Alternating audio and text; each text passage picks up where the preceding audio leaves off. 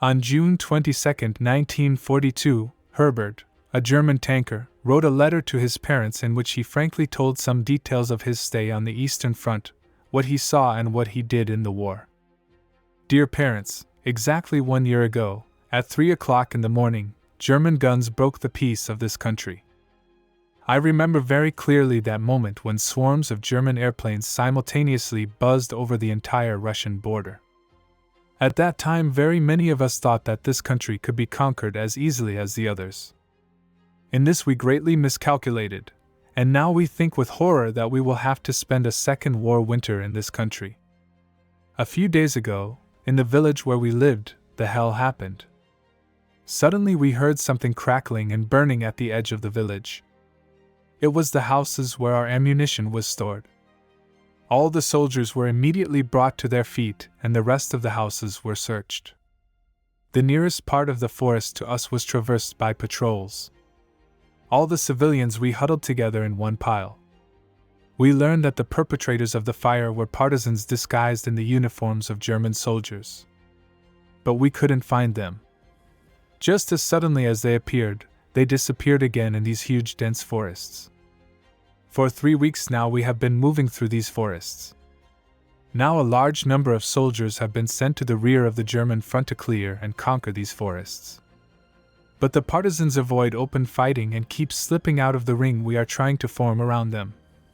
There are not only villages in this forest which are occupied by the Russians, but even a few towns. In most cases, by the time the German soldiers arrive, there is no one left in the populated area, as they are all hiding in the forest. Obviously, the civilian population is already well aware of the fact that the population is being dealt with very decisively. Day and night the flames from the villages set on fire by the soldiers soar into the sky. The remaining inhabitants pass by us in lines in search of shelter. There are loud cries and complaints from women who often manage to save only the most precious thing, their child. Everything looks just like in the movies. There are even large factories in the towns we visited, but everything is destroyed. Also striking are the many new houses for the workers. Most of the workers say they had a good life before the war.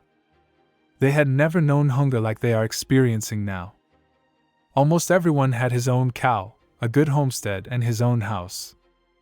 I asked many people how much it cost them to build such a wooden house too. 3,000 rubles.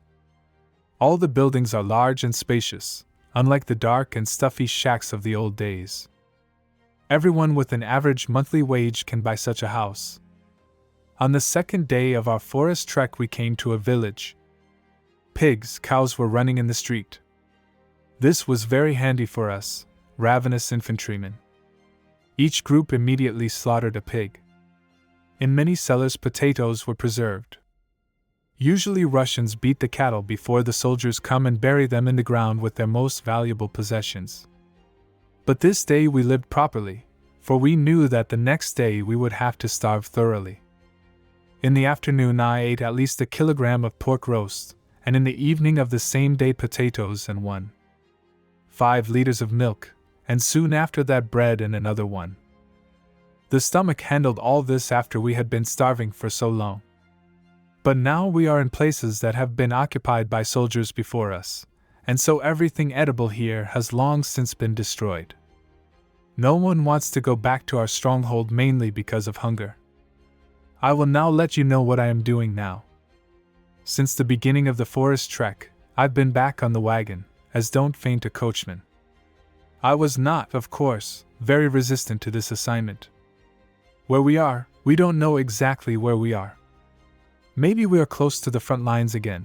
Sometimes, especially in the evenings, we hear the muffled sounds of artillery fire from afar. We are told nothing, and we ourselves know nothing. The everyday life of war is full of surprises.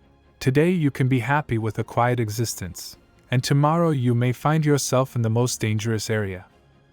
Now, if we drag ourselves all the time over the terrain on our wretched carts of all kinds, we have no more trucks, they were almost all destroyed or mangled in the winter.